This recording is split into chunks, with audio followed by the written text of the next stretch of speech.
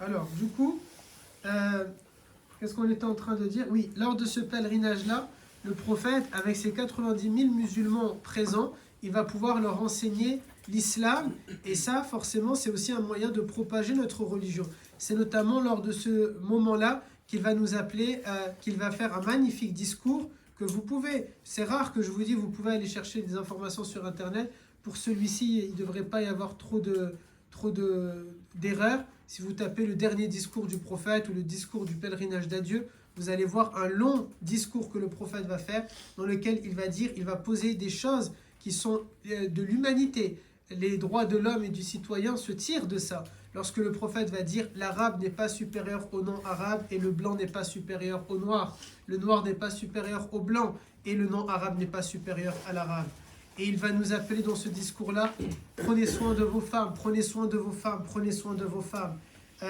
Voyez, donc un magnifique discours que le prophète alayhi salat salam va tenir. Dis-moi, Al-Mehdi, tu avais une question. Vous dites le dernier verset qui a été révélé, est-ce que c'est dans l'ordre? Non. C'est pas dans l'ordre? Comment ça dans l'ordre? Dans le Coran? Non, dans le Est-ce qui Coran, a établi cet ordre? c'est le prophète qui a établi cet ordre-là sur la base de ce que Jibril lui disait, mais l'ordre qu'il y a, non. Parce que le premier verset, c'est quoi qui a été révélé? Iqra. Sauf que là, on a Al-Fatiha. Al-Fatiha est venu beaucoup plus tard, plusieurs années plus tard. Ok. Donc même dans Surat Al-Baqarah, elle n'est pas descendue en entière, Surat Al-Baqarah. Surat Al-Baqarah, elle est parfois quelques versets, parfois plusieurs pages, parfois encore quelques versets, après plusieurs pages. Ça s'est fait de plusieurs manières, ok? Mais le prophète, il va tout remettre dans l'ordre. Chaque année, à Ramadan, Jibril alayhi salam, il lui donne un nouvel ordre, ou bien il lui fait réciter, il lui fait une révision du Coran, ok? Chaque année. Est-ce que c'est pour ça que quand on lit le Coran, des fois il y a des passages qui ne sont pas liés à... Oui, exactement, c'est pour ça, exactement. Pour ça que le Coran, il faut vraiment le lire en entier pour le comprendre, ok? En effet, l'histoire du peuple d'Israël, vous l'avez dans Surat Al-Baqarah, vous l'avez dans Ali Imran, vous l'avez dans Surat Maryam, vous l'avez dans Surat Al-Kahf, vous l'avez dans plein d'endroits. La seule histoire que Allah Ta'ala a racontée du début à la fin sans interruption, c'est l'histoire de Yusuf alayhi salam. C'est la seule. Et il commence, Allah Ta'ala, en disant Nahnu naqussu alayka ahsan al-qasasi bima awhayna ilayka. On va te raconter la plus belle des histoires qu'on a révélées dans ce livre.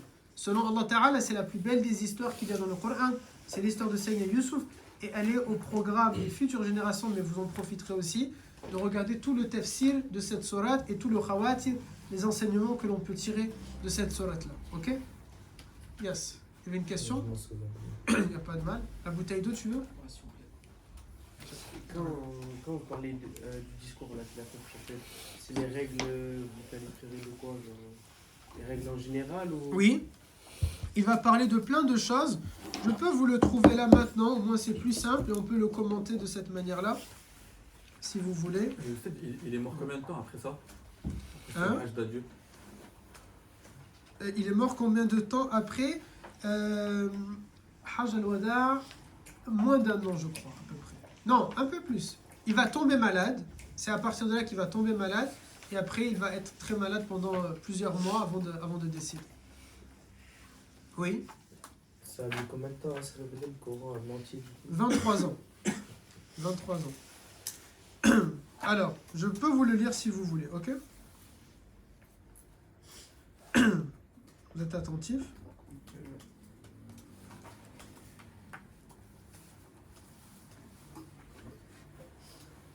Attendez, je ne l'ai pas en entier encore. Il est ici.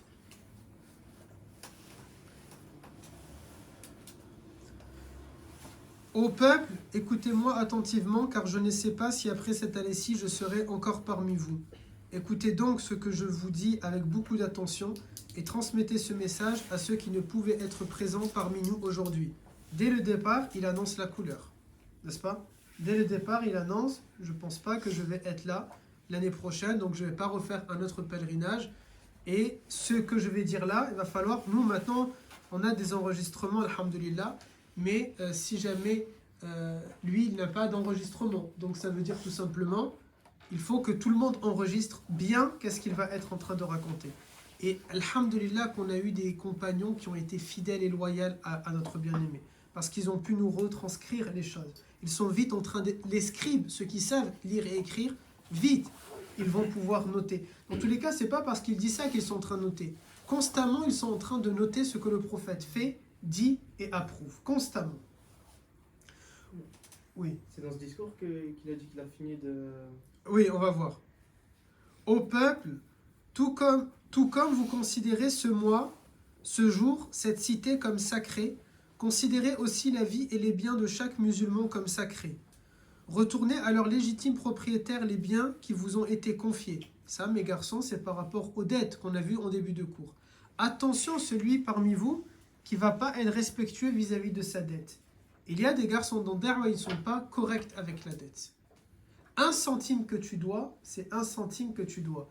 Et nous disons dans notre religion, croyez-le ou ne le croyez pas, ça c'est votre problème.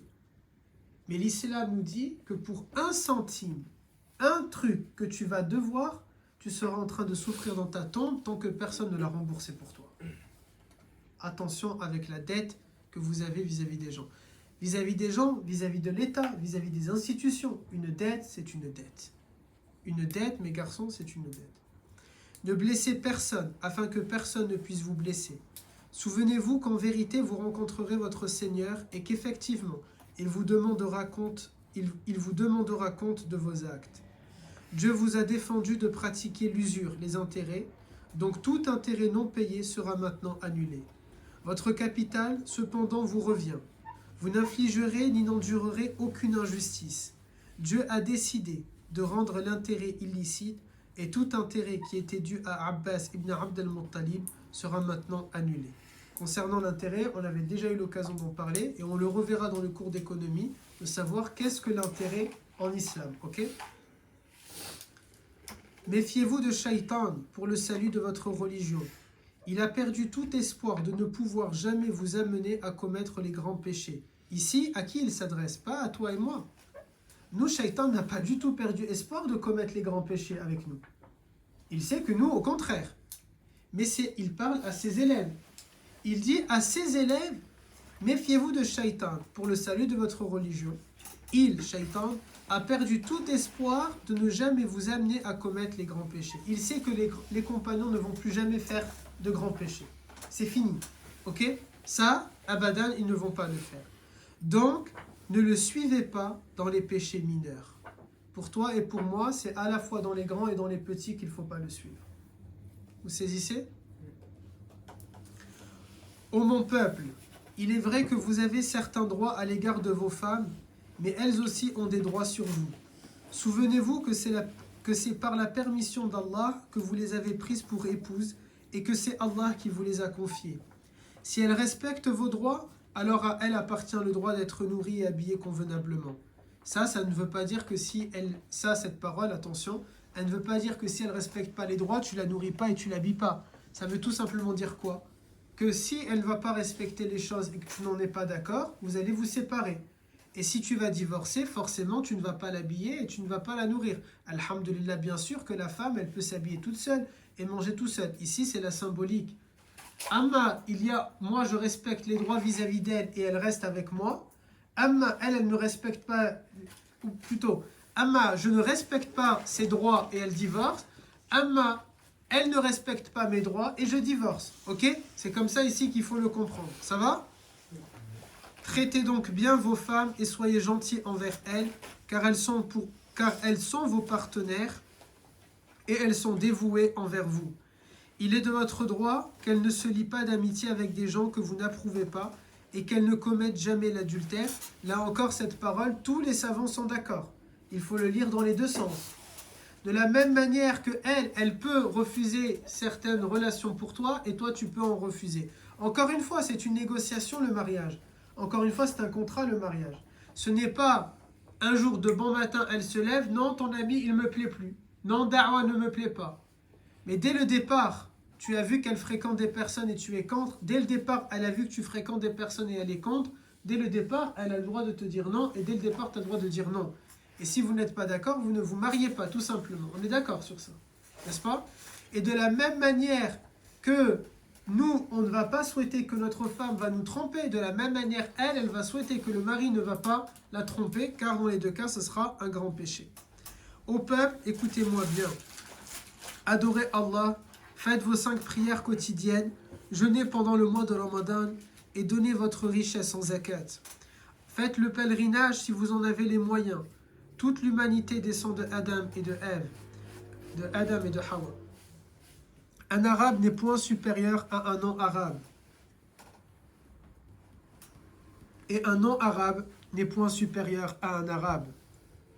Et les blancs ne sont point supérieurs aux noirs, de même que les noirs ne sont point supérieurs aux blancs. Aucune personne n'est supérieure à une autre, si ce n'est en piété et en bonne action. Vous savez que chaque musulman est le frère de tous les autres musulmans. Vous êtes tous égaux. Vous n'avez aucun droit sur les biens appartenant à l'un de vos frères. Aucun droit sur les biens qui appartiennent, c'est de la même manière, mes garçons, c'est l'amana. Je suis avec Ilyas. Mon portable, mathalan, c'est mon bien. Il n'a pas à regarder mon portable. Il n'a pas à regarder mes messages. Il n'a pas à jeter un petit coup d'œil. Elle m'a dit, il va chez son frère, il va se marier. Il n'a pas à ouvrir le frigo. Il n'a pas à dire, mais c'est mon frère. Non, il n'a pas à ouvrir le frigo. Tant que son frère ne va pas lui dire, fais comme chez toi. Il est mal barré s'il dit ça.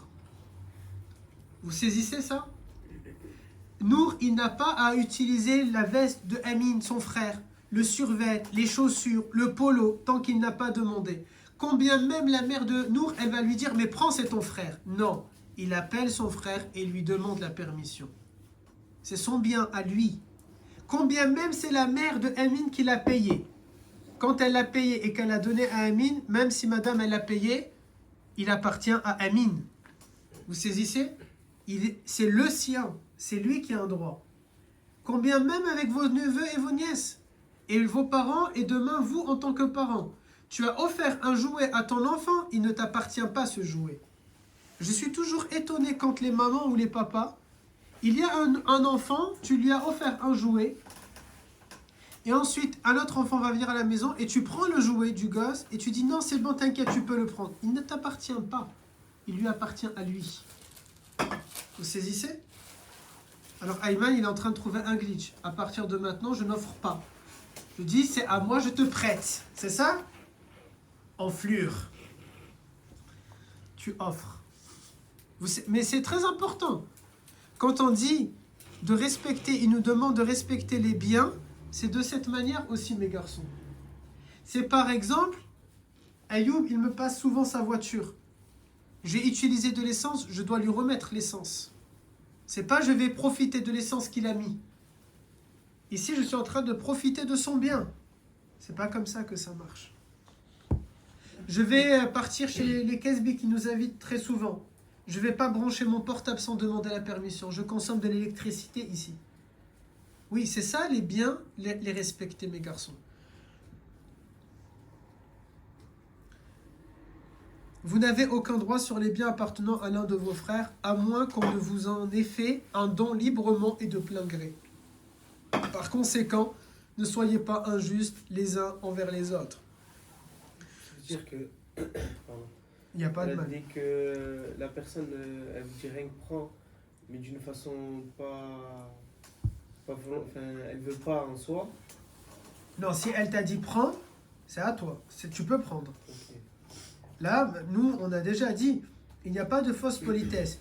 Quelqu'un qui te dit, je t'invite, il ne faut pas après qu'il soit dégoûté. Il a dit, je t'invite, je t'invite. Ok? Quand on a mangé chez toi, on a voulu partir, ta mère, elle nous a invités à rester, tant pis. Si je veux, je reste jusqu'à 2h du matin.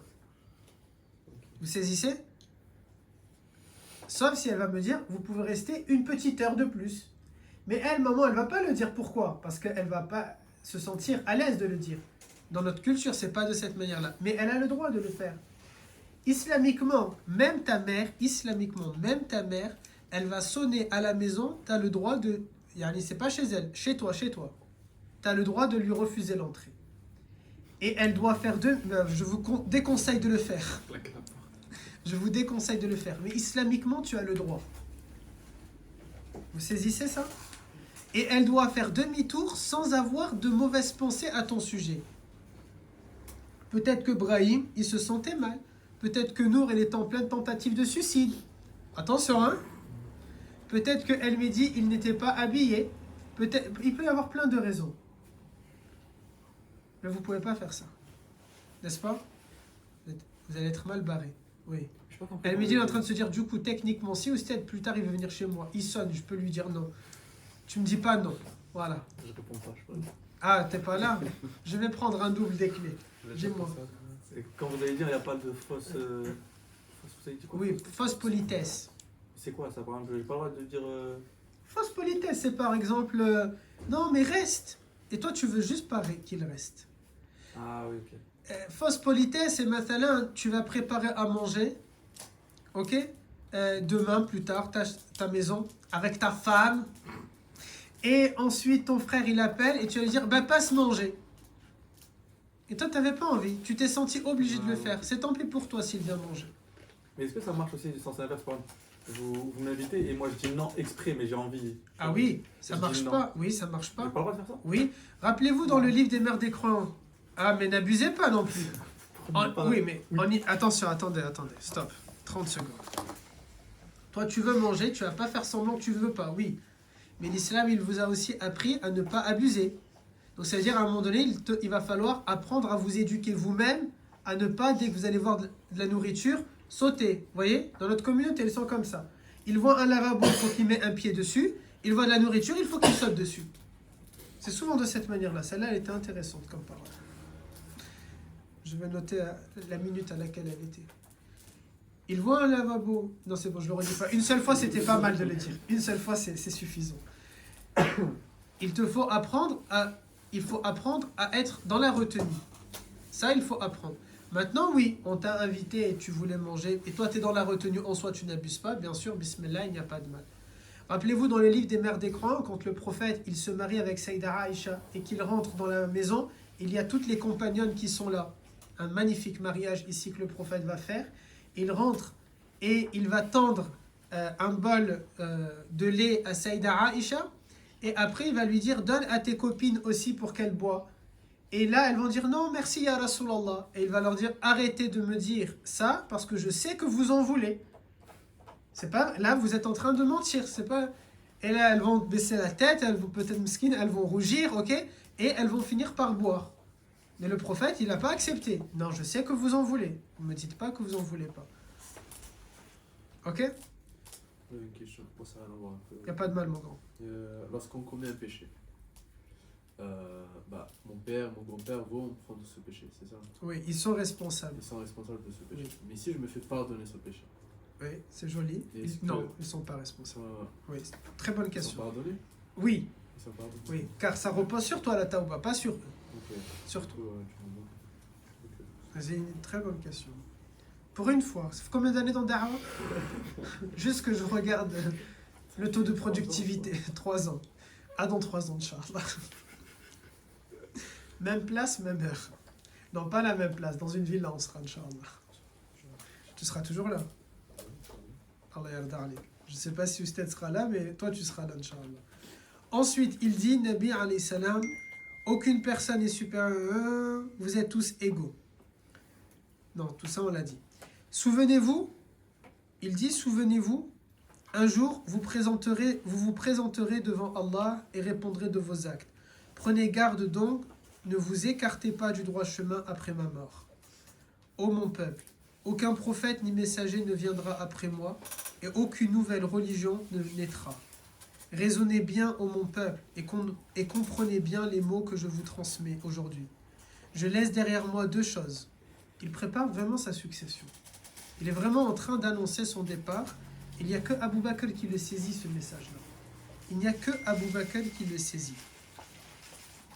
Il dit, je laisse derrière moi 2 choses, le Coran et mon exemple, la Sunna. Et si vous les suivez, jamais vous ne vous égarerez. Que tous ceux qui m'écoutent transmettent ce message à d'autres, et cela à d'autres encore, c'est-à-dire toi et moi. On doit le transmettre encore à d'autres. Et que les derniers